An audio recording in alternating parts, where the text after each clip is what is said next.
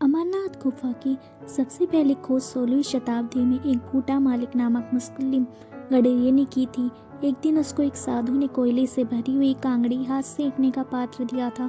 घर जाकर गडरिये ने देखा कि कोयले की जगह सोना बन गया तो वह बहुत हैरान हुआ और इसी समय उस साधु का धन्यवाद करने के लिए चल दिया। लेकिन उसने देखा उस साधु की जगह एक बहुत बड़ी गुफा बन चुकी थी।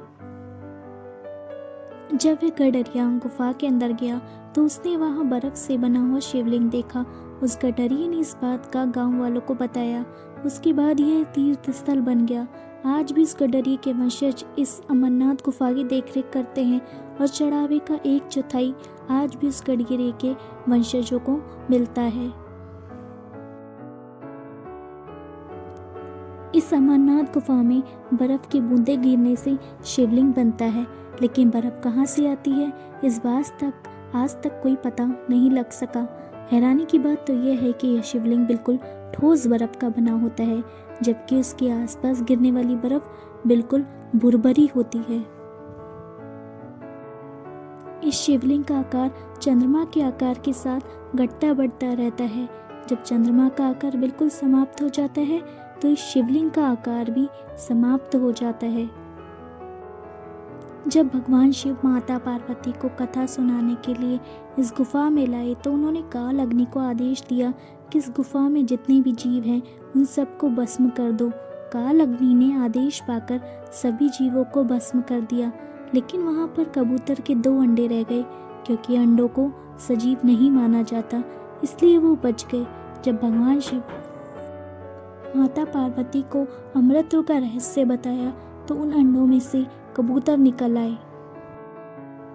और उन्होंने भी वो कथा सुन ली थी, जिससे वो भी अमर हो गए। इस अमरनाथ गुफा में जितने भी भक्त शिवलिंग के दर्शन करने आते हैं वो पैदल ही चलकर आते हैं, जिससे वे बहुत थक जाते हैं।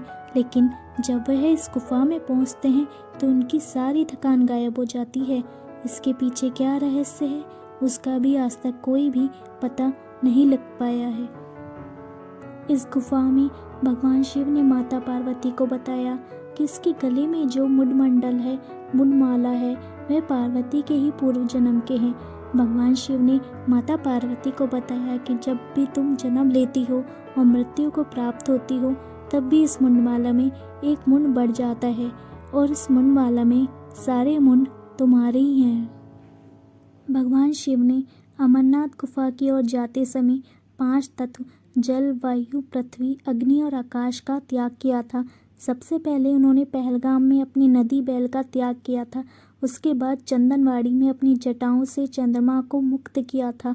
शेषनाग नामक स्थान पर भगवान शिव ने अपने गले से सांपों को छोड़ दिया था। अपने पुत्र गणेश की उन्होंने महागुनस नामक पर्वत पर छोड़ दिया था।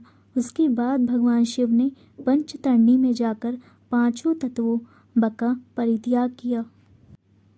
अंत में सब कुछ छोड़कर भगवान शिव ने अमरनाथ गुफा में प्रवेश किया और माता पार्वती को अमर होने की कथा सुनाई थी। अगर आपको वीडियो अच्छी लगी तो प्लीज़ मेरे चैनल को लाइक और सब्सक्राइब कीजिएगा and thank you so much for watching.